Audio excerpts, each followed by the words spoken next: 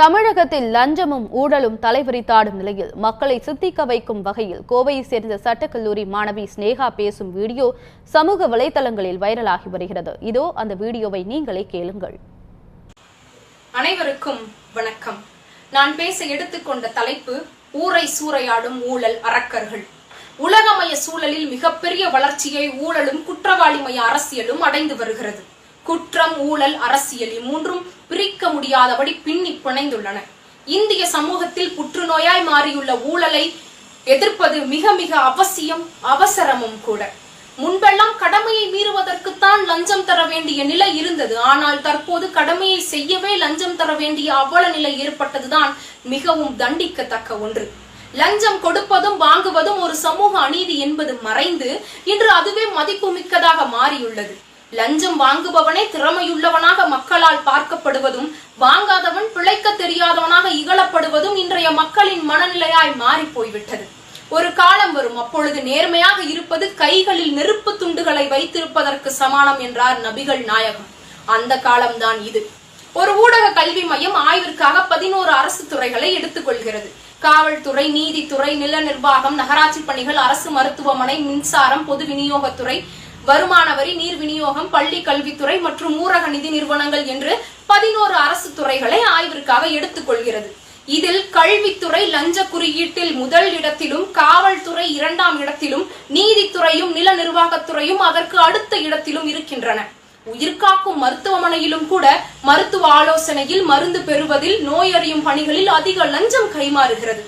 இந்த 11 அரசு துறைகளிலும் நாட்டிலேயே மிக குறைந்த அளவில் ஊழல் நடைபெறும் மாநிலமாக கேரள மாநிலம் இருக்கின்றது. இதற்கு காரணம் கேரள மக்களிடம் இருக்கும் அரசியல் மற்றும் கல்வி விழிப்புணர்வே ஆகும்.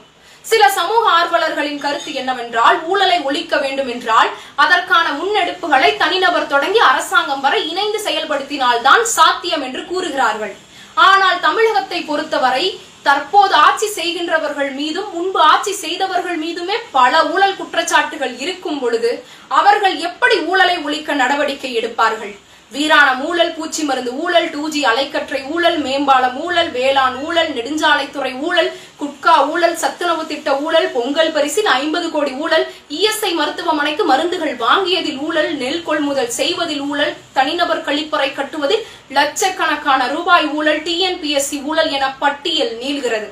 இப்படி தமிழகத்தில் அனைத்து துறைகளிலும் ஊழல், காற்றில் தொடங்கி ஆற்று மணல் வரை. லஞ்சமும் ஊழலும் எங்கு, யாரால், எப்போது தொடங்கியது என்பவை விடை தேட முடியாத கேள்விகள் தான்.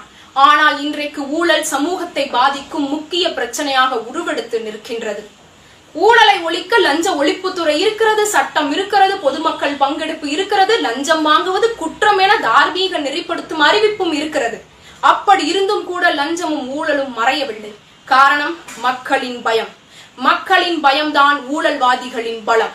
மக்கள் நியாயமான வழியில் நடந்தாலே அவர்களுக்குரிய காரியங்கள் நிறைவேறும் என்ற நம்பிக்கையை சட்டம் ஏற்படுத்த வேண்டும். லஞ்சம் கேட்பவர் மீது தைரியமாக புகார் செய்ய மக்கள் முன்வர வேண்டும். ஓர் அதிகாரி லஞ்சம் வாங்கியது நிரூபிக்கப்பட்டால் அவரை நிரந்தரமாக பணி நீக்கம் செய்யும் கடுமையான சட்டங்கள் இயற்றப்பட வேண்டும். தண்டனைகள் கடுமையானால் தான் குற்றங்கள் குறையும். வளர்ச்சி என்ற பெயரில் நம் கண்முன்னேயே நம்முடைய வளங்கள் கொள்ளை போவதை காண்பதற்காக சபிக்கப்பட்டிருக்கிறோம். 3000 கோடி ரூபாய் செலவு செய்து ஒரு சிலை வைக்க முடிந்த அரசாங்கத்தால் 300 கோடி ரூபாய் செலவு செய்து ஏழைகளின் வறுமையை போக்க முடியவில்லையே. தகுதியானவர்களுக்கு வாய்ப்பளிக்காமல் தகுதியற்றவர்களுக்கே வாய்ப்பளித்து செய்த தவறையே நாம் மீண்டும் மீண்டும் செய்து கொண்டிருக்கிறோம். சமூக பிரக்னை உடைய இளைஞர்கள் இனியும் மௌன பார்வையாளராக இருப்பது நம் நாட்டுக்கு நல்லதல்ல தோழர்களே. அடிமை இந்தியாவில் ஆயுதம் தேவைப்பட்டிருக்கலாம், ஆனால் சுதந்திர இந்தியாவில் அறப்போர் மூலம் 1000 மாற்றங்களை நாம் நிகழ்த்த வேண்டி இருக்கின்றது. சிந்தித்து செயல்பட வேண்டும் தோழர்களே.